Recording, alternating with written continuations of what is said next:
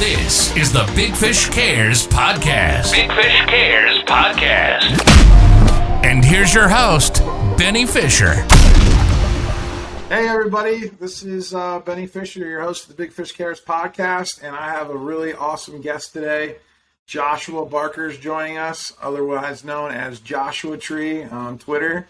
And I met him a few months ago, actually, and I've gotten to know him really, really good over the course of the last, 5 to 6 months. And he's one of our buddies that's in the NFT space. So we've been doing this summer series kind of on some of my close friends in the NFT space, and more specifically the VeeFriends community that we've been hearing from some of the other guests.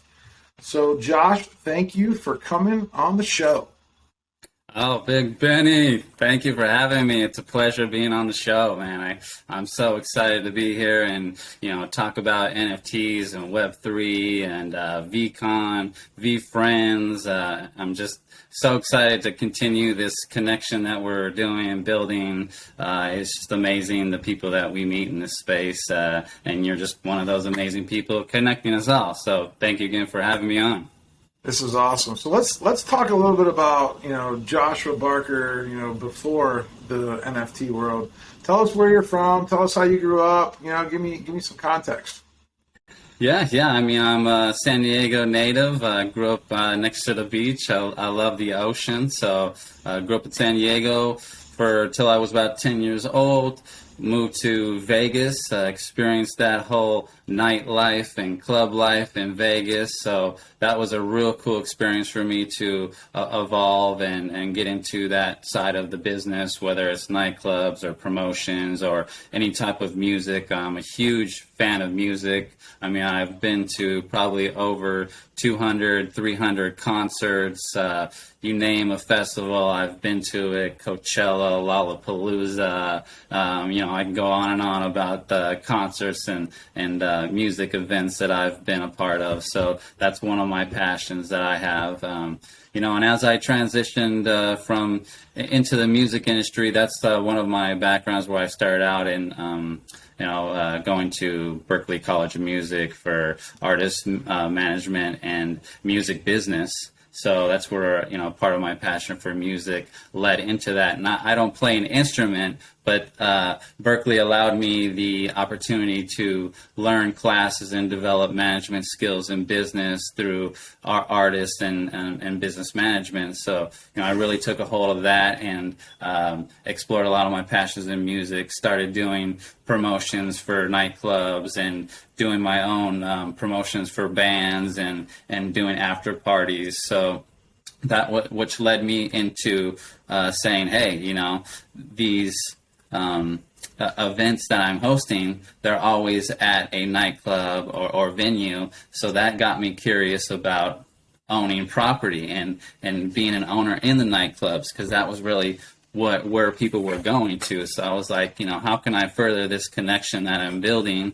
And it kind of led me into commercial real estate, which I'm currently licensed in Nevada and California as a commercial real estate agent. I also am a commercial real estate investor. So I have property in Oregon, Nevada, California, and these are some of the things that excite me today, even about Web3, right? So, I've been doing commercial real estate for the last 10 years. I've worked with national corporations, regional companies, local startup businesses. I've done retail, industrial, office, you name it. I've worked with large home builders doing apartment complexes and single family development. So, I really have a good understanding of land development. My dad comes from a construction background. So, me and my brother, we have a good understanding of how development works and how construction is. So that just kind of fell hand in hand with doing commercial real estate. And, it's one of my other passions too is building passive income. So, I'm an entrepreneur at heart. I've always kind of like growing up as a kid, it's a funny story, like at 15 years old, I had to go to my mom and ask her if she could sign a form for me to let me work at Marie Callender's, because you had to be 16 years old to legally work. And Marie Callender's was like, hey, if you want to come work here, you know, you have to get a permission sign. So, you know, I was like always trying to just hustle to, you know, pay for my first car, just do my first business, selling shirts. When the Lance Armstrong rubber bands came out, we had a whole side hustle of selling like armbands, and, you know, so I've always just kind of been like this little like entrepreneur at heart, trying to create businesses, and you know, I've never wanted to work for anybody, really. I've always like wanted to be my own person and grow and see what I could build on my own, and that kind of gave me the most gratification rather than kind of just working for somebody else. I always found myself a lot more happier kind of doing my own thing, setting my own schedules, and challenging myself all the time too. So and I think that's what NFTs and Web3 is doing for me right now. It's challenging me to go to the next level. You know, passion, music, passion for real estate. And I think those two things, like Swiss Beats, I first found out about cryptocurrency from a friend of mine in 2018. So I got invested in Bitcoin and Ethereum back in 2018. So as I started learning about altcoins and cryptocurrency, that led me into DeFi and NFTs, which really they were talked about in 2018, 2019, but they really didn't get kind of like super aware until 2020, 2021. And then I started hearing people like Swiss Beats is really the first person I heard like talk something interesting about NFTs. And he was talking about, because Swiss Beats is huge in the art community, and he was always complaining about artists never getting royalties on future sales of art. Right. So that's one thing that piqued my interest. He was like, NFTs are going to change the game of how we pay royalties out. And since I was already into music and understanding royalties and how these passive income things work, I was like, wow, this could really change business as a whole if we really understood how NFTs, the blockchain, and Web3 work. So that just got me super excited about like, okay, what's the possibilities here? And then, you know, not to jump too far, like Gary, he came out and said, wow, I'm going to drop NFTs. And once I heard Gary say that, I was like, oh man, I was just, it was like a stamp of approval for me that NFTs were like the new path to go. Because at the time too, in like 2020, 21, me and my brother were building sales funnels online and building online courses. So we were going to launch a course called The Best Damn Wine Key Ever. And it was going to be a packaged course to educate servers, bartenders, and restaurant operators on better processes and how to connect with guests better, and really how to, connect with the customer more. So, because I feel like restaurants, they have a real hard time really connecting beyond the experience at the table with their guests. So that was just one little further thing that was just like, okay, we have to pivot from doing this Web 2 situation of like online courses and not really connecting with our customers to now saying, okay, we're going to shift our whole entire model. And basically, like Gary, he was like, I'm 100% committed. He was like, forget about the other businesses, really. He was like, NFTs and what I'm building with VeeFriends is like the complete path. So I was like, okay, this is my new direction, and how can I integrate that with what I'm doing with real estate, with my passion with music and art? And so we just kind of fell into, NFTs and VeeFriends, and started collecting, started learning about everything. So, I mean, that's really... That's one of the, first of all, that's one of the greatest intros, I think, in my podcast history. Of like, you just literally went from like the beginning to like where you're at now in like 9 minutes, and I thought I'm like, wow, I'm listening. There's a lot to unpack there. I have a couple questions that I want to dive deeper in for the first part of the show. Is let's talk about your parents. Let's talk about your dad. You said your dad was in the construction industry. Like what did he do in the construction industry? Well, my dad was a superintendent, and he ran basically the complete project. So my dad came out to... Yeah. I mean, my dad actually started out in San Diego running his own drywall company. So, like, he helped Tony Robbins, like, build one of his very first offices in San Diego. And, he would do the drywall and the framing of the business, of the offices. And, we did, like, large-scale commercial build-outs like that. And then when we moved into Las Vegas, then he would do what was called like track home development. So my dad would go in and like within 6 months, which was like a crazy timeline, he would go and build like 250 single-family homes, in Vegas. So he was an entrepreneur. He was a creator. He saw a vision. He took it to execution. So growing up with that as like your role model, like he didn't stop you from hustling. Like he actually encouraged it.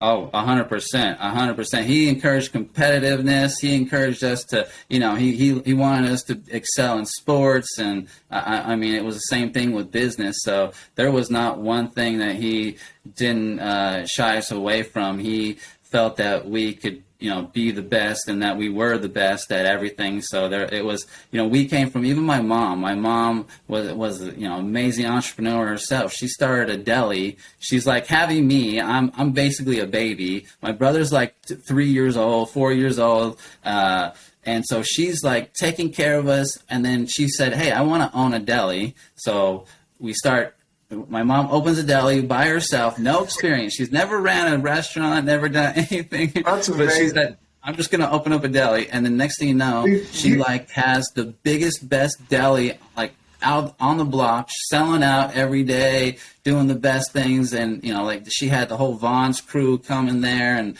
like every office around town coming and getting her sandwiches. So, I mean, you were born to be an entrepreneur.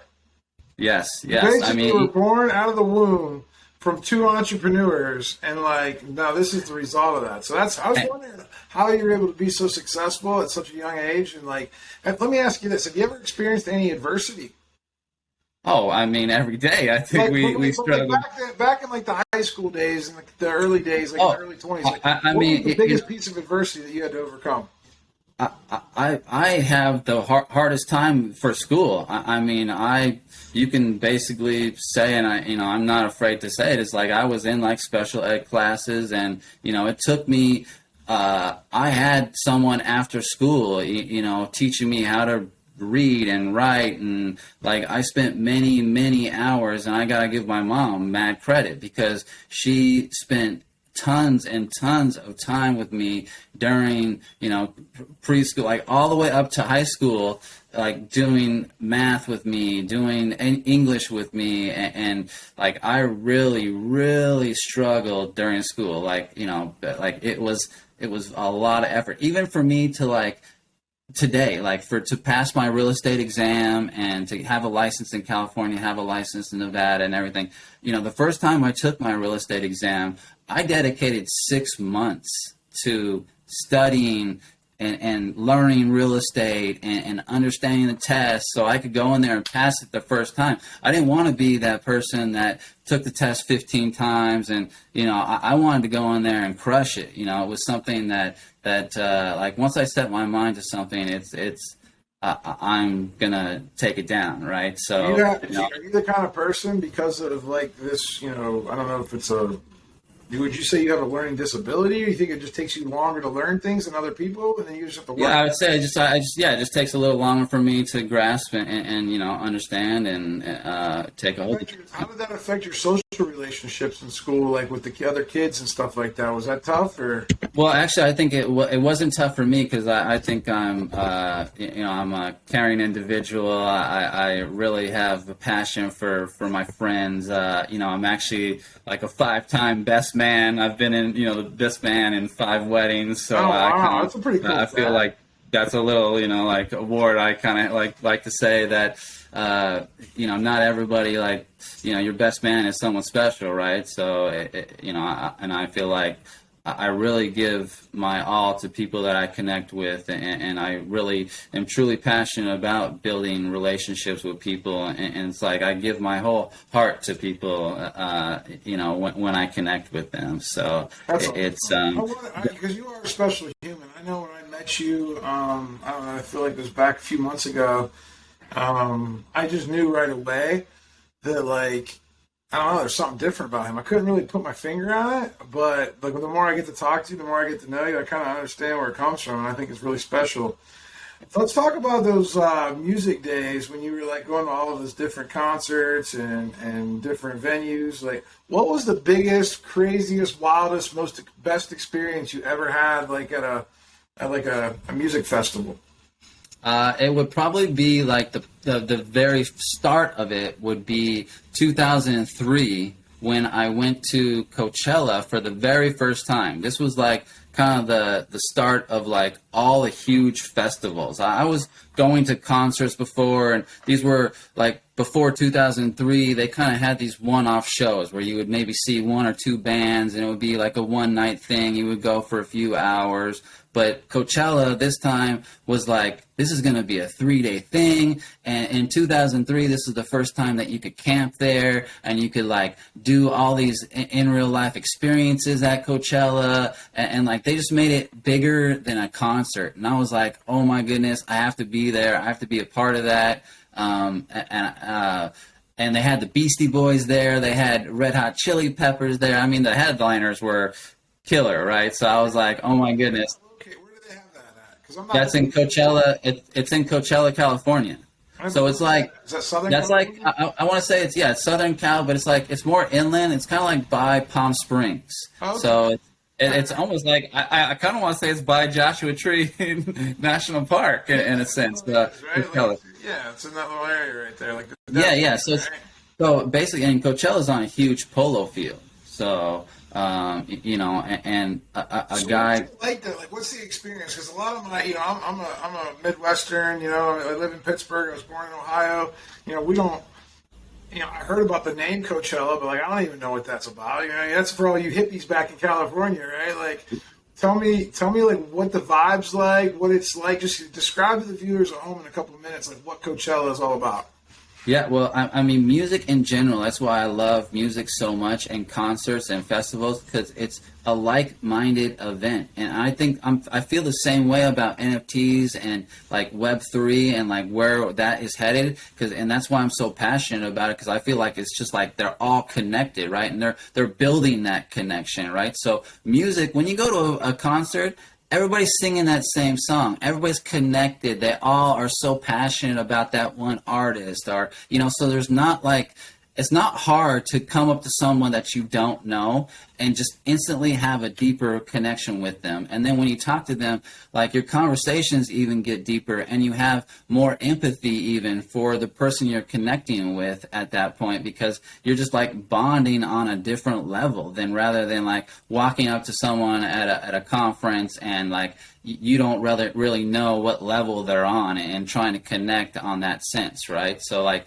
music for me has always been like a way to connect to people on just like this one accord. And that's what the festivals, that's what Coachella does for you on a grand scale. So they just have do they just have like a main stage and they just have act after act after act? No, they have like 5 different stages. So you can like, it's on a huge polo field. So it's like, you can kind of pick which little like bands you want to see. And they have like carnival rides. It's like a whole experience. So, they have the main stage and then the other side stages, and they have DJ stages. Vendors probably everywhere with food, and drinks, and like. So, and this is a 3-day event. So they have over, like it started out with like 52 bands, and now it's like 150 bands. And when I went, it was like they had just started camping, and so there was only like 30, 40, 50,000 people, which sounds like a lot, right? But now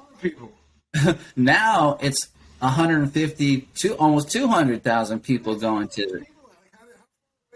Band, I mean, like.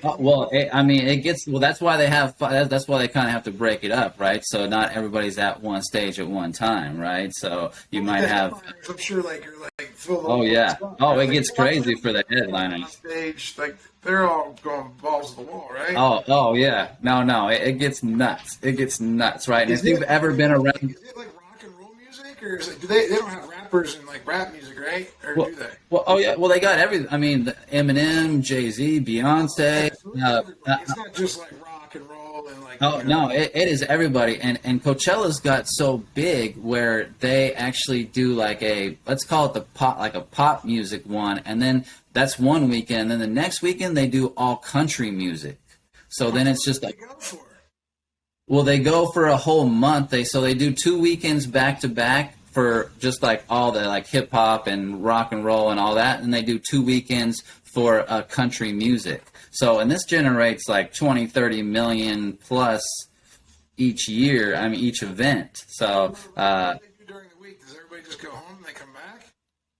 No, it's like two different. It's the same set, but let's say only like literally probably 500,000 people want to go this thing each year, and there's only 150,000 tickets or whatever. So, like one weekend sells out, then they release the other weekend, and then that sells out. Just like go and show up and stay for 30 days and go home. No, you go for your 3-4 days, but they now they to, and then like it's kind of like almost every weekend's like a different experience, kind of. Well, it's the same experience, but it just allows more people to go, right? They have the same act. Like a hip hop crowd's going to draw a different vibe of people, right, than country, right? Right. So like that's Kenny why they Chesney's have it. going to draw like Kenny Chesney people, and Jay-Z's going to draw Jay-Z people. Yes, right? yes, 100%. They all have the same. They might have different core values, but they also want to hang out with each other, and the community's like the same. Right. Just all right. Right. I want to go to one of these. Now and that's why and the real experience is like obviously the music and connecting with people, but when you go camp there and like you actually like because after you go to the concert, then you get to go back to the campsite and it's just another party. So then you hang out with everybody that just got done partying at the concert. They go back to the campsite and then it's just another whole huge festival there. So, like, it just continues that bond with people. And it's like, where else do you really get that experience? But at festivals like that, you really don't. And that's why I'm so passionate about, like, building events and, like, hosting events and bringing people together, because really that is, like, one of the true things that can connect people, like, that much more deeper and understand, like, what you've been building online, what you've been like talking about, what you've been listening to the whole time. Like every time you put on that CD and listen to that song, and then you actually go and experience it with someone singing that live in your face, and all the lights and someone like the whole crowd singing it, like there's just no experience that like it just moves you to a different level of like appreciation, like I said, empathy, and like wanting to discover more and like dive even deeper. Dude, that's awesome. That tells us right there kind of like why you're so passionate about the event stuff. So tell me about, when did you start following Gary Vee, and when did you first start, like I know you said you started hearing about NFTs, last year in 2021. What made you, first of all, follow Gary Vee? What did you know about Gary Vee before you bought your first NFT? And then why did you jump into the VeeFriends community? Yeah, I mean, Gary Vee, I can't say enough about that dude. He is just an amazing person on this earth. So are you, Benny. You really shine a light on a lot of people, which is an amazing thing that you do. But Gary Vee, he like, I started out because, like I said, I'm an entrepreneur. So I'm always reading, like, entrepreneur books, jab, jab, right hook. Like I'm reading a lot. Like I've always had Gary Vee's books and learning, all about people that are influencing on how like we can call it self-help, right? Like how to build your business and how to be successful as an entrepreneur. And I always looked up to people that were really building a business, but that were like empathetic toward like people that are starting up and people that really need more help on how to like get to the next level. Because I always felt like people always were like blowing up on a level, but never really kind of reaching back down and saying, hey, this is really the path of like how I built this. You can do it too. Let me show you a way how to do this. This is the right way. If you just follow these steps. And really, if you do follow Gary and you do a lot of things Gary says, like you can make it too. Like, and that's why I totally agree with you. I started following Gary, I don't know, 7, 8, 9 years ago, and kind of just subliminally, because I kind of thought he was cool the way he talked, and I thought he was like, on, YouTube, and I don't know, it was just kind of, at those days, it was more like I was just interested. And then as, I was working, and I started working for my uncle's commercial roofing company, and I was always pretty decent at sales. But, like, I didn't really understand marketing. I didn't understand brand. I didn't understand experience because I always worked at big corporations, and I just never – but when I started working at the small business level, I was like, well, how can I make my uncle's roofing business different than, like, every other commercial roofing business? And I, like, started, like, hey, we need a logo, and hey, we need to do this, and hey, we need to do that. And it was, like, this Gary Vee guy that just always kept chirping in the background – that I subliminally over the years just started to adopt things. I don't even think I realized like how much I adopted. And then when I started my own company, the Big Fish Contracting Company, I'm like, all right, well, I'm going to do this like my way because it's my company. I can do whatever I want. So I came up with a cartoon fish. I threw a hammer on him. And I said, we're going to call it the Big Fish Contracting Company. And we're going to create the best high-level customer service experience that Pittsburgh's ever seen. Mm-hmm. And boom, like it's working. It's like in progress. We went from $0 to like, I don't know, we'll probably hit $10 million in revenue this year. And like, that's amazing. It's because of brand. And, we have to deliver on that brand on the back end. You have to like, do the right thing and listen to people and create a culture with employees. And yeah, I think you said the best, customer service, right? I mean, I think that's what Gary talks about too. It's like really providing value to people. It's not about just pushing. That's that jab, jab, jab, right? Gary has always given away his free content and told people how to do things. And that's why at the end of the day, he can come and hook you and say, buy this, right? And it's like,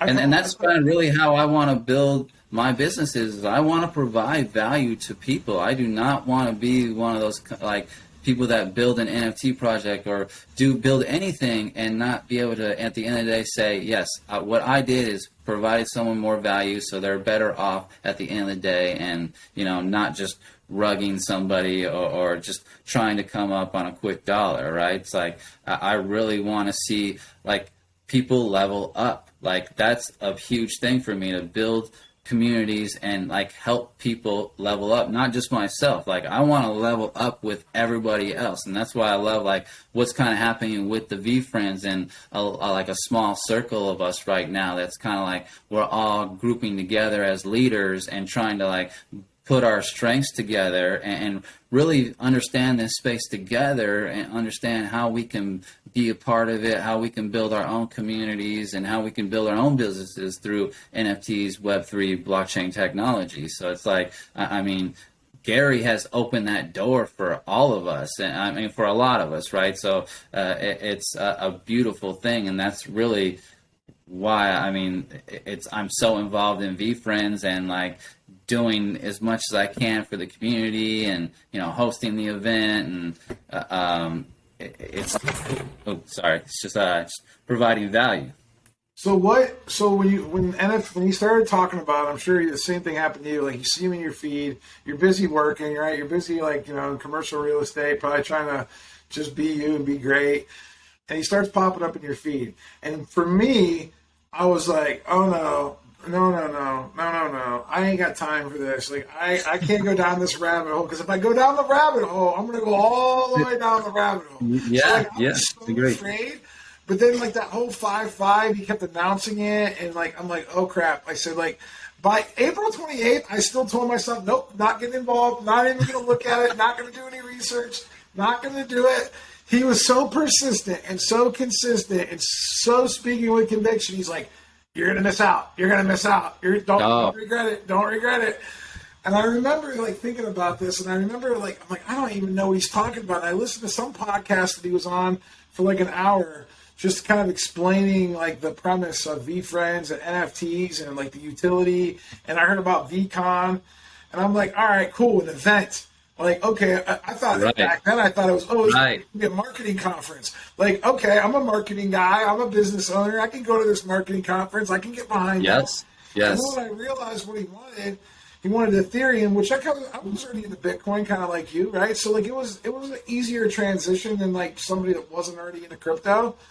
But it still was difficult. Like I didn't know anything about MetaMask. I didn't know anything about, like, I was afraid to press buttons because of my Bitcoin experiences in the past. I was afraid to, like, do a lot of stuff. And the learning curve is huge, and that's why it's great to kind of have, doing what you're doing is creating this outlet for people to understand what NFTs and how to get into NFTs and be comfortable with it, right? Because that's what Gary was my first NFT that I purchased because I felt so comfortable with Gary already because I knew, he was a best time New York bookseller. Like I knew he could deliver. And like you were saying, the first thing that caught my ear was he was like 3 years of econ, and to me, I was like, the value's there. Like $2,000, I get 3 conference passes. Right, like, that's a bargain. Yeah. I've bought Tony Robbins tickets to go to his seminars before and buying his books and those cost thousands of dollars, right? And I was like, this is a no-brainer to me because like I know Gary was going to deliver on that, right? And on that value. So what tokens did you buy? I got the one you got, Big Benny, the Radical Rabbit, very rare. Radical Rabbit. Why did you buy the Radical Rabbit? Well, it's an interesting story. Like I said, me and my brother we were already getting into NFTs, right? So we had this project that we're still building it. It's a little more of a complex project, so we're putting some priority other projects first. But this project was going to be called, one of the characters was a rabbit, right, in the project. So we had a fondness to rabbits, right? And so as I approached the project, I was like, what character do I connect with? And honestly, I was I let a few days go on the mint. I didn't like the first day. I wasn't like jumping in there minting and everything. And you were waiting to see like if it would go to the floor. I know you would. Yes. So I was like taking my time, and then I kind of like come down to like there was like 4 days, 2-3 days left or whatever, and I was like, man, there's not a lot of characters left. I was like, I kind of waited a little too long to get some of the top characters because I knew kind of some of the characters he was talking about, mentioning, and trust me, I wanted the Driven Dragon so bad, like, because he was flashing that one so hard in Discord first. Like, I was like, oh my gosh, I want the Driven Dragon so bad, but I couldn't get that one because it just got, so I ended up, I was like, the rabbit, I was like, I connect with it in a way. I was like, I think it's like a cool, and his artwork was really hard to, I guess, understand at that point. Because it was like stick figure art, and it looks like my hangout behind me right now.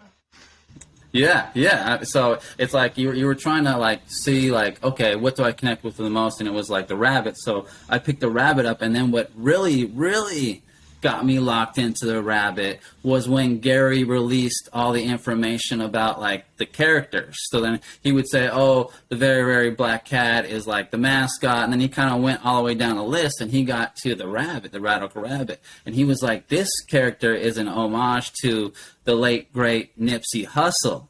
And I'm a huge fan of Nipsey Hussle. Obviously, I like music, right? So I'm already connected in that sense. And when he was like Nipsey Hussle to me, I'm so connected to him because he was in commercial real estate. Like Nipsey Hussle in his music, he talks a lot about buying commercial real estate, investing in real estate. So it's like I connected with that through Nipsey Hussle and his music. It's like there was a lot of connections with what Nipsey Hussle as like an entrepreneur, starting his own business, starting his own record label. Like a lot of the things that he was doing, I was connected with, and he was a huge fan and friend of Gary Vee. So I was like, man, like all those connections just like even made me that much more passionate about like holding on to that character. And I've hit up his whole Nipsey Hussle's like, entourage a lot of times because I really want to build that character up and really get that more in the limelight of like including Nipsey Hussle and his music and really showcasing. I think that can actually like really go further. I don't know what Gary's plans are with his like record label. If he does a record label with the Radical Rabbit and the Flex and Fox. So, but I think he might have some kind of back end future, 10-year plan for those characters. But and you bought a very rare one, the orange one. That's the orange background, right? Why did you right. buy very rare? Tell the people at home, because me and you have the same exact token. I bought an orange, very rare Radical Rabbit as well. Yeah. I'll tell you why I bought mine in a second, but why'd you buy an orange one, a very rare? Oh my gosh, and it was a very difficult decision for me in the beginning. It was, I talked to a lot of people, and I really tried to understand the rarities in the beginning, and even understanding rarities in any project, I think, is very complex, and that's what you have to kind of go back to, is like doing your homework and doing your research, and really connecting with the people in Discord and the people that are getting involved in the community. Like they're going to have some alpha that you might not be able to pick up on. So it's like, doing your research is huge. So that was like one of the things that kind of like stalled me out too in the beginning, is I was trying to talk to a lot of people like, do I buy a core? What token do I buy? And I kind of had I go by the very first rule, which I hope that everybody plays with in NFTs and when they are getting into investing, is you don't invest money that you can't afford to lose. Right. So I set a small budget because this was my first NFT. I was kind of just getting new to it. I was just like, I'm just going to spend like 1.5 ETH. That's why I was like. Back then, people, just for the people at home that don't know what ETH is, I think back then ETH was around $4,000. Right. And so that would have been about $6,000 for that token. But Correct. ETH just shot up, though, because everybody was talking about NFTs and Gary Vee's project. ETH went from like $2,500 to $4,000 overnight.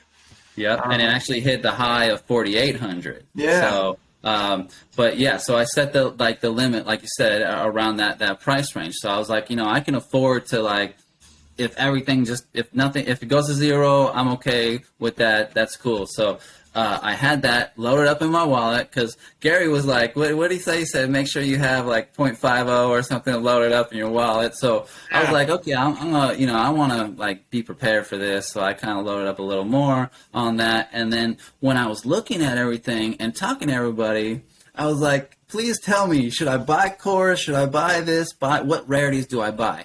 And someone came on, they were like, it doesn't matter what you buy, just buy. And at that point, I was like, it was great advice. I wish they would have went more deeper into why they were explaining that to me.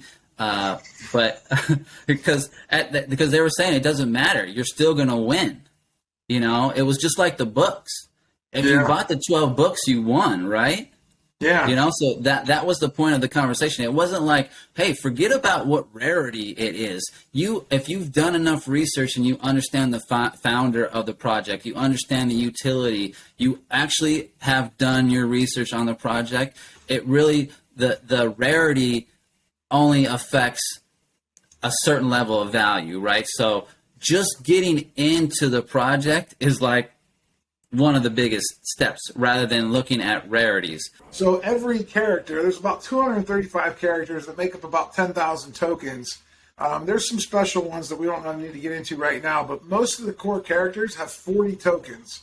So half of those, or 20 of them, are basically just like a base plain white one. And there's 20 of those. Then there's a rare one that has 8. It's got a brown background. And then the ones that me and Josh were talking about, the very rare with the orange background, there's 5. And then there's Epic, which got a green background, that's 2. And then there's 5 one-of-ones. There's like a Bubblegum, a Spectacular, or not, Bubblegum, so they're all considered spectacular. There's Bubblegum, Lava, Diamonds, tell me. Halo. Halo? Yeah, Halo. What's the other one? So you have Lava, Diamond, Gold? Gold. Yes, gold. Yeah. Gold, Diamond, Lava, Halo, and Bubblegum. Yes. So I actually have a Bubblegum Spectacular that's got a cool little background of a kingfisher. And obviously I bought that because my last name's Fisher. So that's kind of the rarity. So like if you ever collected baseball cards, you could have like a Tom Brady card, and then there could be a gold version, a diamond, version. There could be like a plain version. So Gary's hobby is sports cards and collecting, and I think he took that, mixed that with this whole creating Disney characters and kind of come up with his VeeFriends, and then obviously that's just like what you see, but there's so much more behind it, which Josh has been talking about with like the community, the events, the VCon, the utility down the road. Maybe they're going to come out with something to like, maybe they'll do a record label deal, and maybe the Radical Rabbit will have some special perks. You know who else owns a very rare Radical Rabbit, by the way? It's the president of VeeFriends. The president of VeeFriends picked one up in, I think, October or November. And I thought it was so interesting because, again, the blockchain is very transparent. Somebody told me, like, Big Fish, you know who just bought a very rare Radical Rabbit? I'm like, Andy. No, who? And they're like, Andy Kranek. I'm like, what? I'm like, so, like, and again, I don't know if he knows anything. I'm sure he's the president of VeeFriends. He knows something. At any point, I mean, even if he knows something, he connected with that character, right? So I think that's just because he actually kind of reminds me of you a little bit. Man. He's laid back, a little chill, cool. Hey, I bet if we stood next to each other, we have the same build and everything. Same face, like it's like I don't know. It's a weird little canny, isn't it? Look at me, like I'm over here, like big, loud, and like crazy, and I'm like the reason I bought Radical Rabbits because I'm a big fan of the clothing brand Psycho Bunny.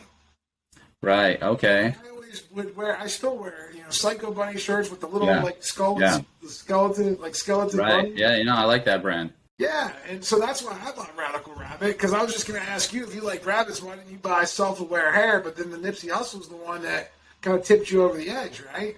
Right. So that's kind of a cool thing, and we all have our own crazy stories about VeeFriends and what characters. Did you buy any other ones? Well, I have the Honorable Ohm, very rare as well. That one. So I picked that up a little later. What is the Ohm, by the way?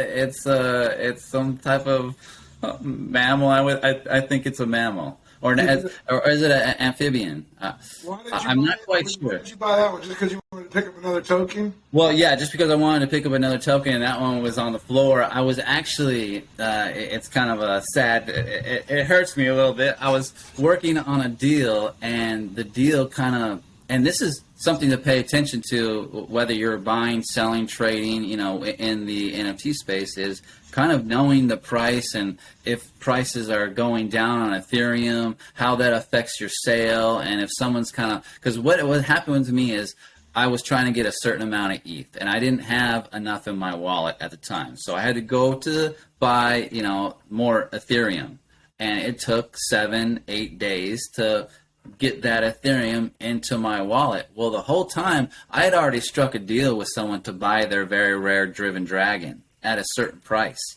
Well, that day, like, Ethereum was at like 3,800 per Ethereum. Okay, Ethereum started just taking this dive, and by the time we get to the 7th day of the transaction, and I have my Ethereum finally, he's like, you just cost me $15,000 because the value went down so much, right? And he could have sold it to obviously somebody else and did the so he basically had to structure a different deal with somebody else to make up for that value, and that's how I lost out on that transaction. And I was like, well, dang, I can't. Prices are.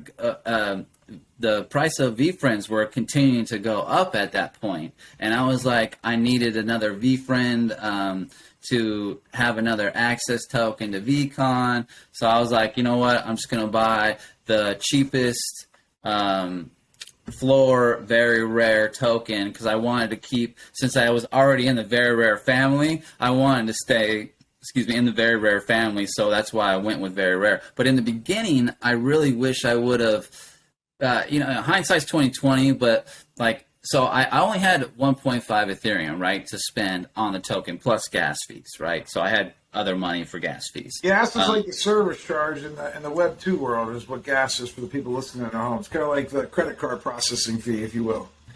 Right. So my options was, hey, I can buy if the VeeFriend hit the floor, I could buy 3 cores at 0.5, or I could buy one very rare, right? So I was like, let me just go after the more limited token, like the 1 of 5 token. How many access tickets do I need to the marketing conference? You're like, I don't need that many. Let me just go for the most prestigious ones. Now we know short term that it would have been better to buy all these cores because the core is like 20x, where very rare is only like 5x, right? Like. Right. Yeah. I mean, the arbitrage on the rare the core tokens were a lot bigger than any other token. But now what I explain to people that are new to the NFT collection and being a collector or looking at investing in NFTs is if you can't afford to buy 3, you really shouldn't just buy 1. You know, I usually buy now every time I go into an NFT project, I don't just buy 1.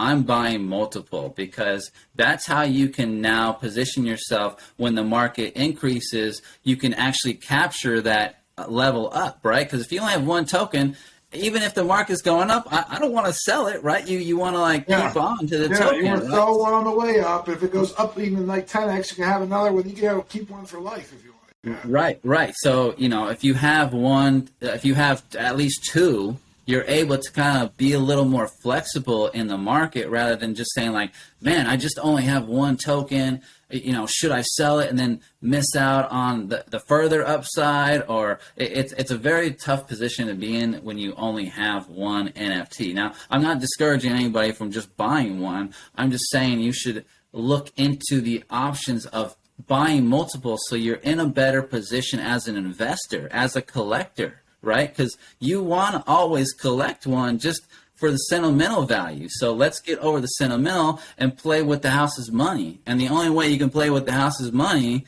is if you have a few to sell. There you go. You heard it here from Joshua Tree Barker. He's gave you some good, not financial advice, people, but he gave you some good advice. All right, we only got a few minutes left of the show. Let's talk about the event that you hosted at VeeCon. Tell us a little bit about that, because the Big Fish Cares podcast was a sponsor. We were really proud to partner with you on that. I thought it was an amazing event. I thought when you told me about what you wanted to do, I was like, man, I don't know this guy from Adam, man. There's no way he's going to be able to pull this off. What he was trying to do was crazy. Tell us about the event you had at the park. It was an amazing event. I'm glad I had the opportunity to work with amazing people like you. You were an integral part of keeping that whole show on the road that day. You know, I really got to give you your props. You really brought the engagement level up for all the projects there, and it was really great. Bringing the community together for that event. It was a 3-on-3 basketball event that I put on in Minneapolis. It was a satellite event for VeeCon. And what I wanted to do for the community was, since Gary said, when he was building VeeCon, Gary came on a live chat on the Discord and told the community, I'm really passionate about sports and I want everybody to connect, and that's really the goal of VeeCon, is to bring everybody together and connect on a different level. And he was like, if someone hosts a basketball event, I will try to make it out. And so that just kind of set my gears in mode. And I was like, okay, let me just start a Discord. Let me get some people involved and see how much of the community wants to play basketball. And I just got a huge amount of people right away that they were like, I want to play, I want to be at this event. And we ended up actually having over 32 teams of 3 sign up for that event. So, and we actually, due to a hailstorm at that event, we didn't quite get to finish it, but that's one of the goals for next year, to make it even better, finish it out, a great location, dial in all the event coordination and just, have multiple food trucks there. But what we ended up doing is we had hot dogs, popcorn, we had an amazing DJ there. Saul was out there doing a live podcast. You were out there. You had the green carpet, you had the big step and repeat banner with all the sponsors on there. I know when I stopped out there for a few hours, because I was in between, I think I did 6 events that day, and it was crazy. Got to your event, dude, there had to be 500-600 people there. It looked like the place was packed. Everybody was having a good time. I saw a halftime show where Kid Jet was breakdancing. I thought that was amazing. The Dapper Dinos were there, and they were doing some stuff. We had Sakari out there doing his green drink, and he was giving samples of that green drink, and his green drink is, Cyber green drink is freaking amazing. I love it. It's fresh pressed like ginger and apple juice and everything. Like his drinks and cookies there were on point. Everybody was loving that. We had the block frame NFTs out there, and they were really awesome. I mean, they were the ones that brought Kid Jet out and did the dance off, and they also gave away a block frame NFT frame live at the event. I mean, that was over $555 value there, just giving the frame alone. So, I mean, they did some epic things, and their frames are amazing. If you've ever check out their technology, I would, recommend going onto their website and looking at their frames, because, I mean, if you have any NFT art that you want to showcase, getting it framed up for people is like the next level of art. And when you want to bring people into your home and show them like what you're doing and some of the things that you're a part of, like these frames are now going to be able to like really showcase that for people. So I would definitely recommend, whether it's their company or another company, is like check out some NFT frames, because a lot of like Flexi, they're doing some cool things. Flexi NFT, man, I met those guys. Those guys were at Sal's party, and then they also dropped off one of their pieces at my party at the Hangout Hawk event. But that was awesome, man. I feel like we got a good core group of people who hosted parties that I think were like off the chain. Mikey Trompetta with JDM Labs. The girls with the V Women event. That's where I left your event right before the hail. I got into a car, got to I forget the restaurant's name, Finnegan's, I think, or was that what I was going over the girls' event? Yeah, I think it was Finnegan's. Yeah, right down the street. I actually had my video guy with me. Gary shows up to that party. That's the only party that Gary showed up to. Yeah, I know. And he was there to support the women. I was front row. Right. I mic'd Gary up. And that was cool. But then the hail started coming down. The hail was coming down. I was like, poor Josh, what's going on? and I was supposed to use that green carpet for my event. Oh, and everything just got destroyed. It did. The hail just wrecked the green carpet and the step and repeat banner and everything, and actually flooded out the whole basketball court. And I'm just glad no one, we had someone stuck under a tree during the hailstorm. The hail was pretty intense that day. But I also think it made that end of the event, because it was kind of coming to the end of the event, because the opening party for VCon was happening at 5, so it kind of made this memorable interim and exit. You were able to get everybody disappear, so that way you can start having some fun, right? Yeah, right. Because then it was on to the mansion party, and stressful hosting a party. Yeah, it definitely is a lot of work, and next year I hope to get a lot more people involved to help out and really build it up bigger and better for the community. But at the end of the day, it's really just providing that value back to the community. That's why I did it. I didn't charge anybody for that event. It was all just come out, have a good time, be a part of it, and really start building up a community within a community. That's why I invited out so many different projects, NFT projects. So I really wanted to open up that door for other people to say, okay, I'm not like Sakari, he's a scholarship winner. I felt like he should be at VCon. Well, I mean, obviously they can only allow so many opportunities at VCon. So I was like, you know what, why not open the door for people outside of it? Right outside, we can be attracting that community, showing what other people in the community, what skills, what projects they're building. So I just really want to continue being a part of that, continuing to show my value to the community, and know that at the end of the day, because I feel like if you're going to start an NFT project and you're going to want to run a community, have a community, you need to show that you can deliver to people, that you can provide value, that you can follow through on what you say, you can actually do that utility. No one knew that Gary could throw an amazing VCon until he did it, right? So these are some of the things that I'm excited about doing in the future, continuing to do in the future, and continue to grow with the people that I meet, and build a community that just provides value to each other. I'm not trying to build a community so I can reap the benefits. I want to build a community so it's we all empower each other. And that's everybody needs a basketball event to go to, man. So I mean, if that's your stick at every VCon, I'm like, dude, that's awesome. Plus we have kind of the framework for it, and I think you're right. I think that we're just going to be able to these event guys that pulled them off. I mean, all the events went off I thought really, really well. And I think agree. we can double down next year, and now we'll even get, because there was tons of people that didn't come to our event that wanted to come to our event now that they've seen it, because a lot of people, even though they might have been early adopters to VCon, they might not have been early adopters to Josh's event or Sal's event or Mikey's event or Valerie's event or Ben's event. Mm-hmm. But guess what, man? Now that we got lots of tape and we got lots of action. 100%. Promote this stuff in the fall of next year, and we start selling early tickets. People will come. We'll be able to provide even more value. Well, and that's what I loved about going into VCon after doing the event. I talked to people like Barb Ridge. I don't know if you saw Barb Ridge around the show, but they were giving out the hats that Gary was wearing at VCon the whole time.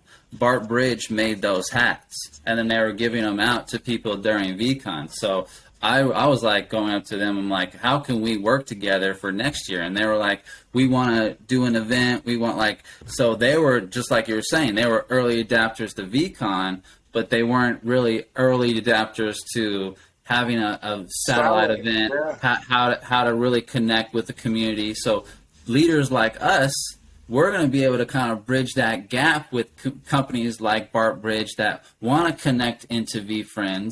Jeremy's someone like that too. Jeremy knows, he's already hugely tapped into the VeeFriends community, and I'm sure brands and other big companies are wanting to connect and build with him. So it's I think we have this opportunity to open up doors for people and just help the community that's not trying to build NFT projects, that just want to get value, right? That want to be at the basketball game, that just want to see that cool NFT project, and we're that bridge. We're that can just glue everything together for people and provide that service, right? We're mini Gary V's, you know what I mean? Doing what he's trying to do. We're obviously doing it at a much smaller level, but we're building these micro communities of people.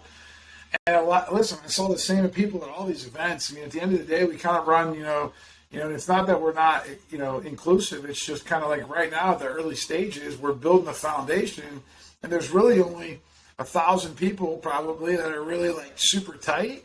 And the other 6,000 people were one-offs that probably just showed up that weren't really involved all year, but now they want to be involved. So VCon 2 is going to be bigger, but it's still not going to be as big as it could get. And then VCon 3 is going to be off the chain. And then he's going to have decisions to make on what he's going to do about VCon 4 if there's a VCon 4. So we got to wrap this show up, though, Josh. Tell me what's in the cards for you. What are you working on outside of the event space? Well, we got Barker Bros XYZ that we're working on launching. That's a thing with me and my brother. My brother is an amazing coder and artist. Obviously I'm working on the in real life experiences and operations side. And one of the projects that we're going to be releasing under the Barker Bros brand is Martian Bartender. And Martian Bartender is another piece where we're trying to bridge the gap between communities. So Martian Bartender is a NFT project focused around cocktails and restaurant industry, and your PFP is geared around your Martian, right? So everybody's been in bars and you have your own character, whether you're the funny person or you're that drunk lush or whatever, and everybody has a favorite cocktail, right? So what we're trying to do is really take those connections with people and then take that to the operator of the restaurant